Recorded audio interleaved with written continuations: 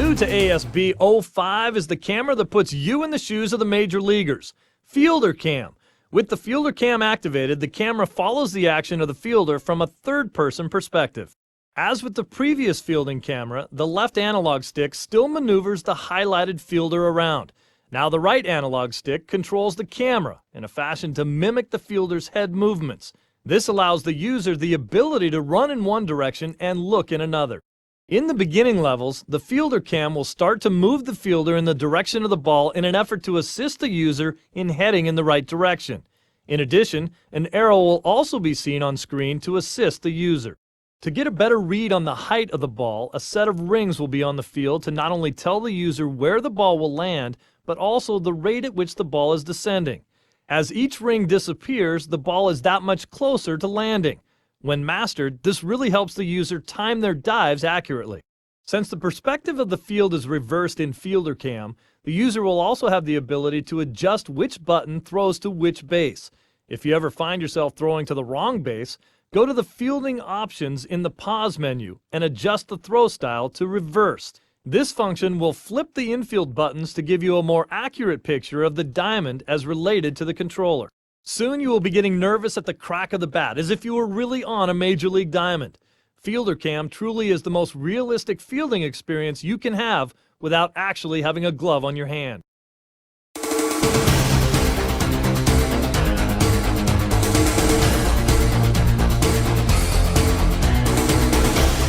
Half of your time in All-Star Baseball will be spent at the plate. The game now incorporates different hitting options so each individual user can find one that's right for them.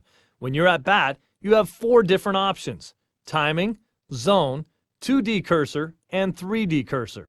In all of these batting modes, the user swings by pulling back on the right analog stick and pushing forward for the swing, or by pressing the A button. Timing hitting is strictly timing-based. Watch the pitch and swing at the appropriate time. Zone hitting requires the same timing, but you need to point the left control stick in the direction of the incoming ball before swinging. 2D cursor batting is a flat 2D icon, which you move to the pitch location before taking your hack.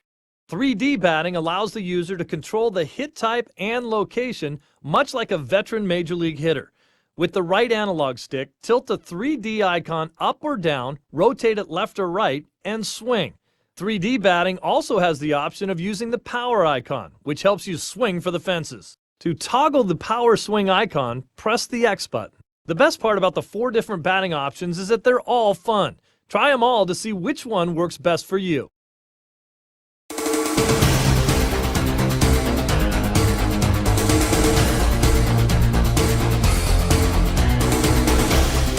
One of the things that makes Major League Baseball players so good defensively is their ability to anticipate. Before a ball is hit, they've already determined what they're going to do with it if it comes their way.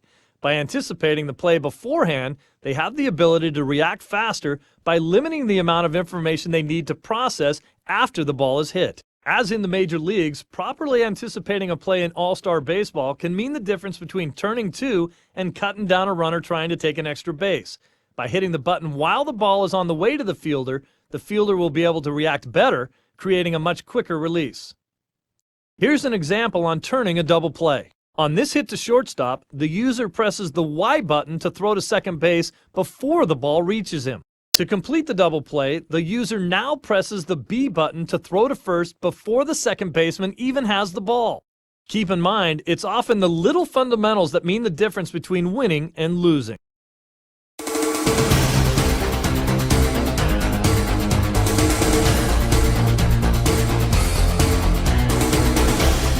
There are 2 ways of checking the stars of tomorrow throughout the league.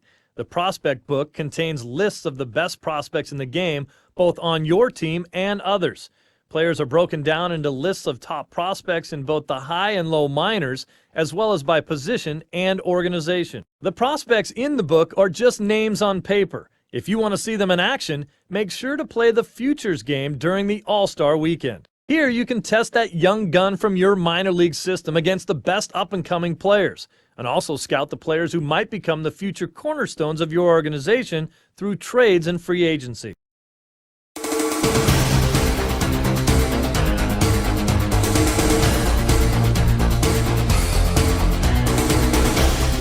There are two ways to trade players in All-Star Baseball during franchise play.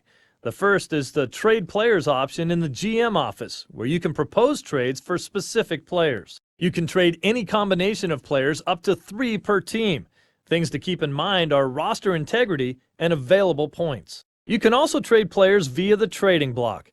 Here you can put players on the block and see what offers other teams bring to the table. You can search available positions, experience levels, and salary values. This can be a great way of rebuilding your team with young talent or seasoned veterans.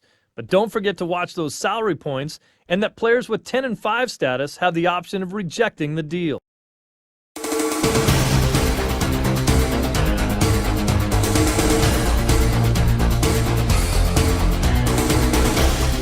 The batter in All-Star Baseball has the option to guess what type of pitch is coming. While holding the trigger button, select the button of pitch type you think the pitcher will throw. Guess right, and the overall size of the batting cursor will get bigger, making it easier to make contact. Guess wrong, and the cursor shrinks.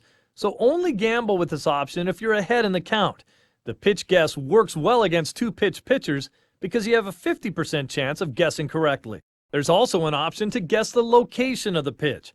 While holding in the trigger button, use the directional pad to choose the area you think the pitch will be. This time, a correct guess will increase the size of your power swing batting icon.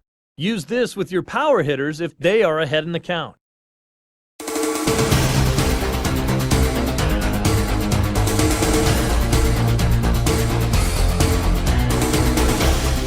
One of the most exciting plays in baseball is robbing a home run. And in All-Star Baseball, the same holds true. There's a deep fly ball, and if you see the red dot indicator at the top of the fence, that means the ball is catchable. Run your outfielder over to the indicator and hit the trigger button just after you get to the warning track. Timing here is very important.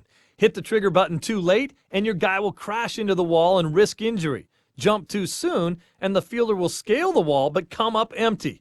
But if you time it just right, he'll scale the wall and make the grab.